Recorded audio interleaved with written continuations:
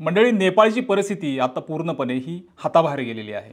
काय झालंय माहिती आहे का तिथं? तिथलं जे एक अर्थमंत्री होते, विष्णू म्हणून नावाचे, तर त्यांना तिथल्या पब्लिकनं अक्षरशः रस्त्याने एखाद्या फिल्मी स्टाईल म्हणजे फिल्ममधला एखादा सीन शोभावा त्या पद्धतीनं त्यांना रस्त्यानं जाताना एवढी मारहाण केलेली आहे की लोकांचा इतका राग आहे की नेमका तो मंत्री त्यांच्या कचाड्यात सापडला आणि तिथल्या एका अर्थमंत्र्याला, आणि तो असंच नाही आहे नुसता अर्थमंत्री, तर तो अर्थमंत्री जो विष्णू नावाचा आहे तो माजी उपपंतप्रधान देखील तिथं होता. म्हणजे त्याने विविध पदे तिथं भूषवलेली आहेत, विविध गोष्टी त्यानं तिथल्या राजकीय पद्धतीने हँडल केलेल्या आणि फार जुना तो व्यक्ती आहे.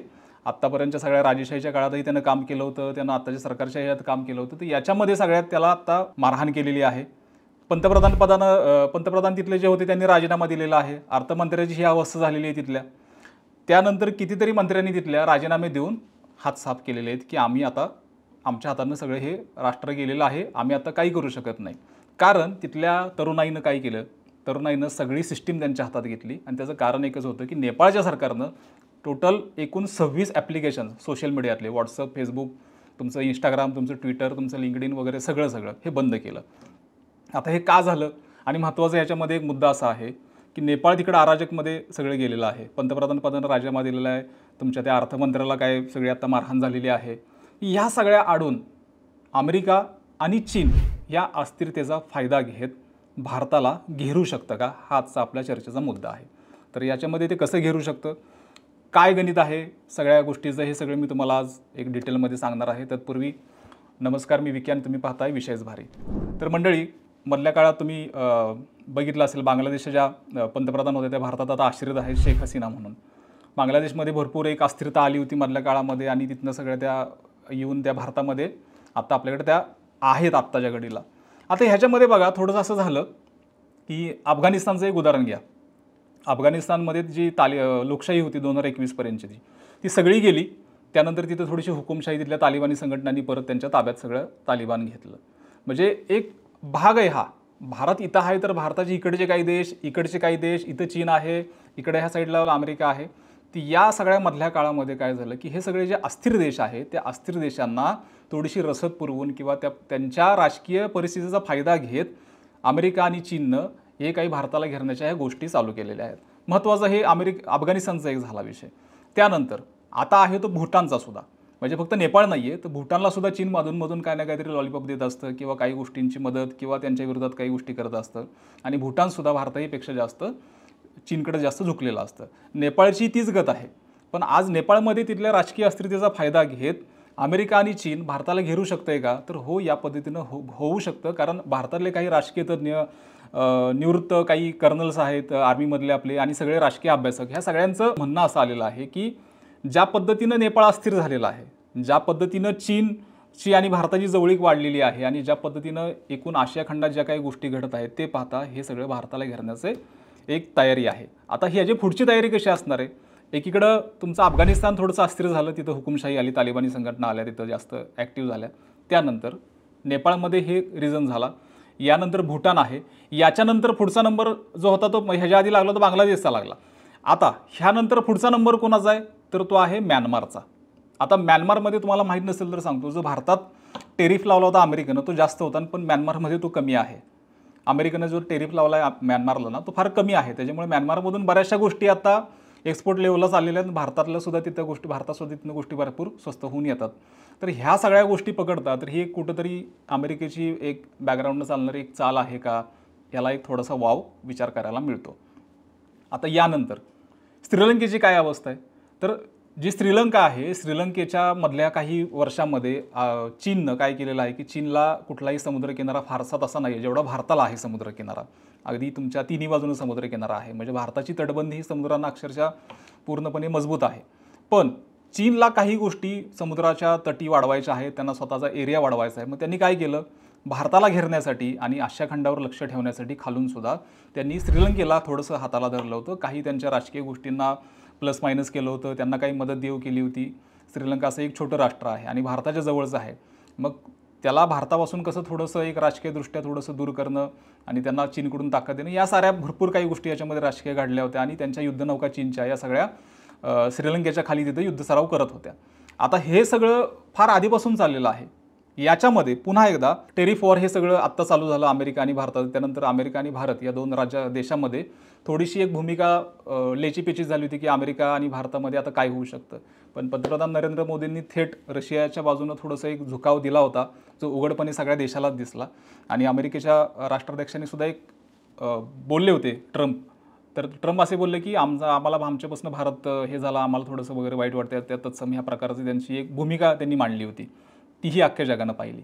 आता याच्यामध्ये झालं असं की नुसतं ते बोलून थांबलेलं नाही, तर त्याच्याकडून त्यांनी काय राजकारण आता चालू केलेलं आहे का? कारण अमेरिकेनं कायमच आशिया खंडाला एक प्रकारे थोडंसं फिडअप देणं किंवा काही गोष्टींना साथ देणं हे पहिल्यापासून त्यांनी केलेलं आहे. आणि चीनशी भारताची आता होणारी थोडीशी जवळीक, तर याच्यामध्ये असंही म्हटलं जाते की नरेंद्र मोदींनी आधीही ओळखलेलं आहे की या सगळ्या गोष्टी भविष्यातल्या होऊ शकतात. ज्या पद्धतीनं बांगलादेश अस्थिर झालेला आहे, तिथल्या पंतप्रधान आपल्याकडे आता आश्रित आहेत. तुमचं भूटान आहे, नेपाळची आत्ताची ही अवस्था आहे. अर्थमंत्र्याला जर डायरेक्ट हे होत असेल, तिथं मारलं जात असेल रस्त्यावर, तुमच्या 15 ते 16 जण तरुण तिथं आत्ता फक्त सोशल मीडिया फक्त बॅन झाला आहे, या कारणासाठी तिथे एवढं सगळा गदारोळ चालला असेल. आणि ही जेनझी पिढी म्हणजे 18 ते 30 वयोगटातली ही सगळी पिढी तिथे एवढा सगळा मोठा दंगा घालत असेल.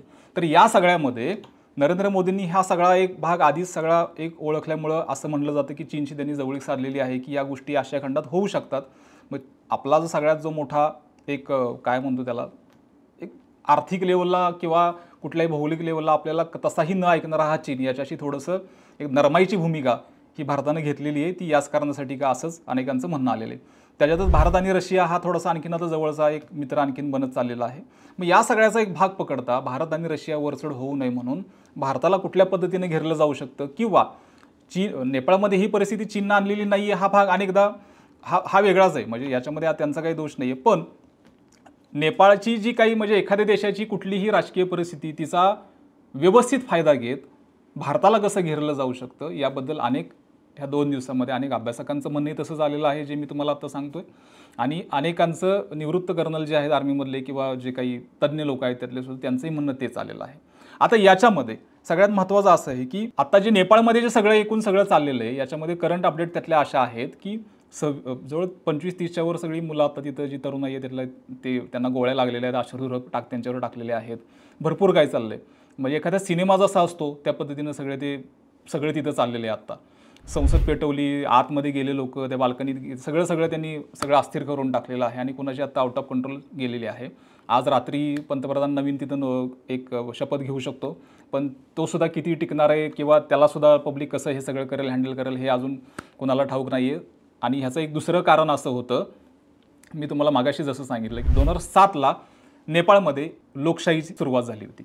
लोकशाहीला सुरुवात झाल्यानंतर राजेशाहीपासून लोकशाहीकडं नेपाळ वळायला लागलं होतं. नवं एक तिथं संविधान तयार झालं होतं, नव्या गोष्टी तिथं येत होत्या, काही गोष्टी अनेक देशांशी संपर्क साधला जात होता, लोकांना थोडंसं एक मोकळा तिथं थोडासा एक श्वास तिथं त्यांना घेता येत होता. आणि ह्या सगळ्या काळामध्ये काही गोष्टीचं नेपाळचं रुटीन बसलं होतं, एका राजेशाहीकडून लोकशाहीकडे चाललेली वाटचाल. तुमच्या एका मधल्या काळामध्ये पुन्हा हे राजेशाहीकडे सगळं चाललेलं आहे. आणि हे राजेशाहीकडे जात असताना अनेकांना आता लोकांना असं जाणवायला लागलं की लोक सोशल मीडियामध्ये लिहायला लागली की सरकारच्या विरोधात काय ना काय मेसेज टाकायला लागली, भरपूर काही तिथं करायला लागली. सरकारने त्यांना थोडीसं बंधनं आणली की तुम्ही असं करू नका, सरकारच्या विरोधात लिहू नका, तुमचं हे चुकीचं आहे वगैरे वगैरे. सरकारनं सांगितलं, काही गोष्टींना बंधनं आणली.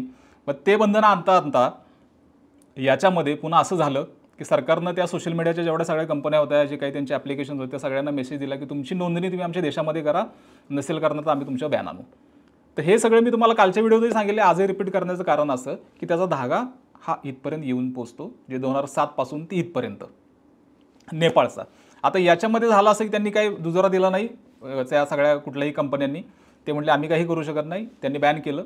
पण लोकांचं म्हणणं असं आलं की तुमची मुलं, तुमचे सगळे कुटुंबीय हे परदेशात आहेत, तेच तिथं स्थायिक झालेले, त्यांची शिक्षणं चांगली आहेत. पण नेपाळमधल्या तरुणांना तुम्ही हे का असं देत नाही चांगलं शिक्षण? नेपाळमधल्या तरुणाईला तुम्ही हुकुमशाही का लादताय? तुमची मुलं परदेशात लोकशाही मार्गाने शिकतायत, इथे मुलं तुम्ही हुकुमशाही पद्धतीनं तुम्ही का राजेशाही राजवट आणताय किंवा त्या पद्धतीने का सगळं लोकशाही सगळी का नष्ट करताय? तर या साऱ्या प्रकारांमध्ये तिथली तरुणाई पूर्ण भडकली आणि त्यात सोशल मीडिया बॅन केला गेला, कारण तिथली मुलं सरकारच्या विरोधात लिहित होती. मग यामध्ये असं झालं की तरुणाईनं सगळा कंट्रोल आपल्या हातामध्ये घेतला आणि अर्थमंत्र्याला मारहाण असेल, रस्त्यात पंतप्रधान राजीनामा देणं असेल, आणि या आडून ह्या सगळ्या गोष्टी घडणं आणि या एका राजकीय तिथल्या देशाचा अस्थिरतेचा फायदा अमेरिका आणि चीन हे कसं घेऊ शकतं ते मी तुम्हाला आता सगळी डिटेलमध्ये सांगितलं होतं. तर या पद्धतीने ह्या सगळ्या गोष्टी आता आपल्या घडत आहेत. नेपाळ हा फार काही लांबचा देश नाही आहे, म्हणजे अगदी बांधाला बांध असल्यासारखा आपला हा नेपाळ भारताचा शेजारी आहे. अनेकदा भारताचे नेपाळचे संबंध चांगले राहिलेले आहेत, पण आपल्या शेजारचा देश थोडासा या पद्धतीनं आज सोशल मीडियाच्या फक्त कारणास्तव इतका अस्थिर होत असेल आणि तिथली जेनझी पिढी ही 18 ते 30 वयोगटातली त्यांनी पूर्ण सरकारला म्हणजे आउट ऑफ कंट्रोल करून टाकलेली आणि ही पिढी अजूनही ही जी काही तुमची जी सगळी 18 ते 30 वयोगटातली तरुण पिढी आहे ती कुठेही हातात येईना लोकांच्या आणि या सगळ्यात सरकार तिथलं पूर्ण निष्कामी ठरलेलं आहे. त्यामुळं आणि या सगळ्यात मंडळी तुमचं काय म्हणणं येते, तुम्हाला काय वाटतं आहे, तुम्हाला या सगळ्या परिस्थितीवर कमेंट करा आणि तुमची मतंसुद्धा आम्हाला कमेंटमध्ये जरूर मांडा. नमस्कार.